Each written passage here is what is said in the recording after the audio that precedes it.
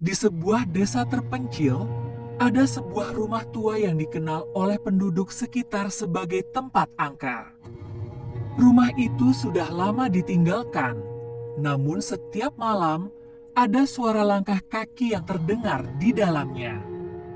Suara itu selalu terdengar pada tengah malam, seperti seseorang berjalan perlahan di koridor yang panjang.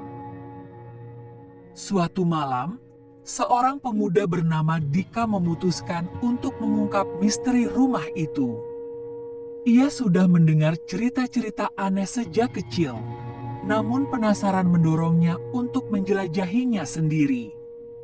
Dengan berbekal senter dan keberanian, Dika melangkah masuk ke dalam rumah yang sudah penuh dengan debu dan sarang laba-laba.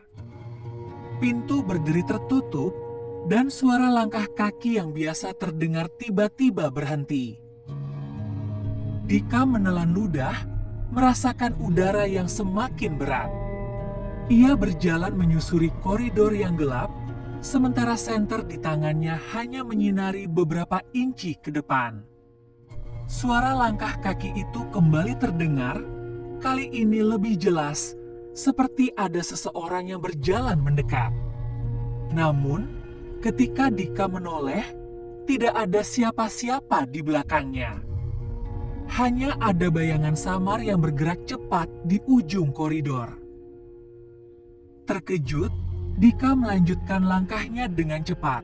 Namun semakin ia berjalan, suara itu semakin dekat. Langkah itu terasa seperti mengejarnya. Tiba-tiba, senter di tangannya mati, membuatnya terjebak dalam kegelapan total.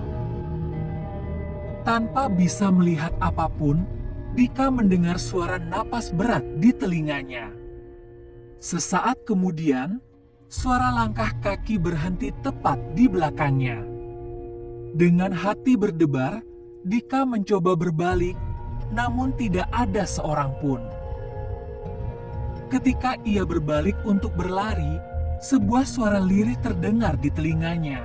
Jangan lari, aku sudah menunggu lama." Dika tak bisa menggerakkan tubuhnya, hanya bisa mendengar langkah-langkah pelan di belakangnya, semakin mendekat, semakin dekat. Ketika penduduk desa menemukannya keesokan harinya, tubuh Dika ditemukan tergeletak di luar rumah tua itu. Wajahnya pucat dan matanya terbelalak, seperti melihat sesuatu yang sangat menakutkan. Tapi yang paling aneh adalah, di sekitar tubuhnya, terdapat jejak kaki basah yang mengarah ke rumah tua yang kini kembali sunyi.